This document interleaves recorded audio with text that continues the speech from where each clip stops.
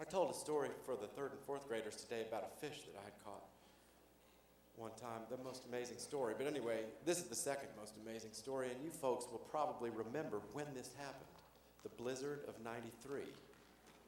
Did you get that here up in the mountains? Man, we were snowed in. We were snowed in for 5 days where I lived up in Barnardsville. At the time, we were living way out in the country. It snowed, it snowed, it snowed, it came in. Nobody expected how much snow came in, and it was cold too. It was really a cold blizzard, and the wind was blowing, and the snow was coming. And I had my 3 boys, and my wife and I were there in this little tiny farmhouse, and we had not prepared for this. It was in March, as you might remember, and I was almost out of firewood. And this was a big problem because I had planned to go and get a load of firewood, and I was down to the last few little pieces. And so here comes this blizzard, and it's cold, and I don't know what I'm going to do to get firewood. And it's a big problem. Well, we went to bed. It was still snowing. There was already 2 feet of snow, seriously, on the ground when we went to bed. And it was still coming down strong, and the wind was blowing, and it was drifting up everywhere. I came out the next morning. I woke up. I came out in the living room. It was still dark, and I thought, what in the world? How could it still be dark? Because it was like I felt like I got up the regular time. What had happened was that all the snow had drifted up against the house, and the windows were blocked, and it was dark in there. And I went over to the front door and tried to push it open. I couldn't even budge the front door open. I couldn't even get it open. I went around to the back door, tried to push it open, couldn't even push the back door open. I went back, I told my wife, we are stuck in this house. It was frozen shut. I mean, the snow had drifted up against the house on both sides. And I didn't know what I was going to do for firewood. We were going to have to burn the furniture or something. Okay, so then the fire was going down. It was in the morning, and I thought, you know what I really ought to do? I've got to get some firewood before these kids get up. I told my wife, I said, I'm going to go up through the chimney because it was the only way to get out of the house. So we let the fire cool down, took the stovepipe out, and there was just enough room for me to climb up through the chimney.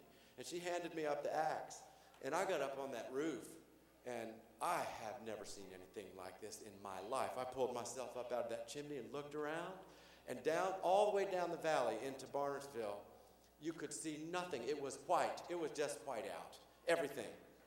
And I looked in the driveway where our cars were. There were 2 little bumps in the drive.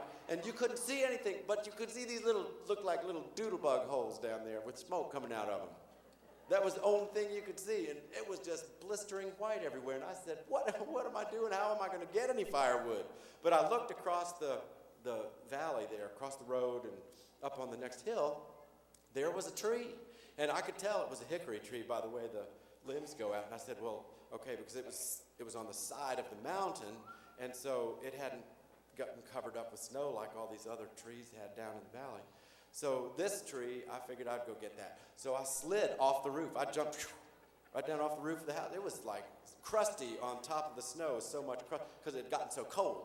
So I was able to walk on top, but I went up to that tree, and here I had my axe, and I started chopping that tree down. As I was coming over to that tree, I noticed something very strange about that tree. It had little lumps all over the branches. Guess what those were? I got over to those, I got closer where I could see. They were raccoons. They had all tried to get away from this storm. And I'm telling you, it was really sad because they were frozen to death on those branches. They had gone, that was the only last place they could figure to go.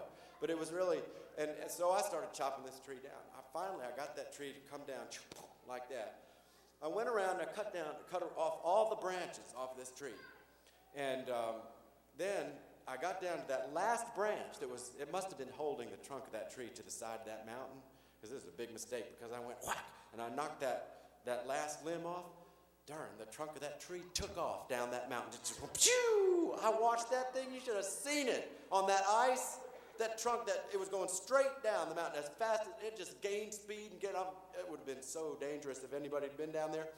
I'll tell you, that thing took off down that mountain, and it went across, it was like a little hill, like this. It went down, and it started up the other side.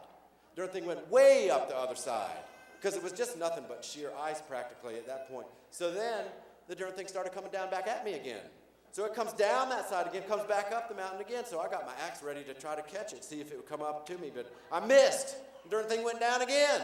So down across the valley, went back up the other hill, came back again, and I got down a little bit lower, missed it again. That darn log went back and forth between those two hills, back and forth, it just kept going. It was just sliding on that ice. And I just said, I don't care about that.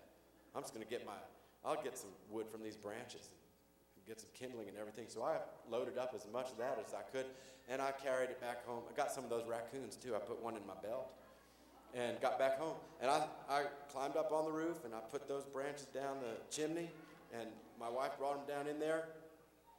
And then I got down, put the stovepipe back, put the stove back, and put a fire in. What an adventure. I'm telling you. And then, you're not going to believe this, we went to the cookbook, The Joy of Cooking.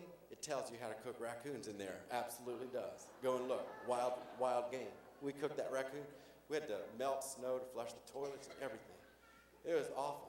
It took about 3 or 4 days for that to sort of melt away so that I could get the front door open finally. And then by then, of course, I needed more firewood. So I said, okay, well, I'll just go get that log, right? So I got my axe, I got my chainsaw this time too, and I was walking across over to get that log, couldn't find the darn thing. I was looking right there in between the two mountains, the two hills, where it should have been. I thought somebody else must have gotten that thing, but I got up closer to that, where it was. Darn thing had made a ditch. We're going back and forth, between these two mountains like this. Gone so many times, it made a ditch, I couldn't even see it. I got up to it, the ditch was so deep, I looked way down that ditch, and there was that log down there. And I said, shoot, look at that thing. I can't believe it went that many times back between these two mountains. And it wore itself down into almost nothing. Shoot, I got down in that ditch and went down there and picked the darn thing up and said, shoot, that wouldn't be any good for firewood. In fact, I brought it with me. I'll show it to you. Right there it is. That's all there was left of that whole log right there. And I'll tell you what, that's made a good toothpick, though. Hickory's good hardwood. And that's the story about the blizzard of 1993 up there in Barnum.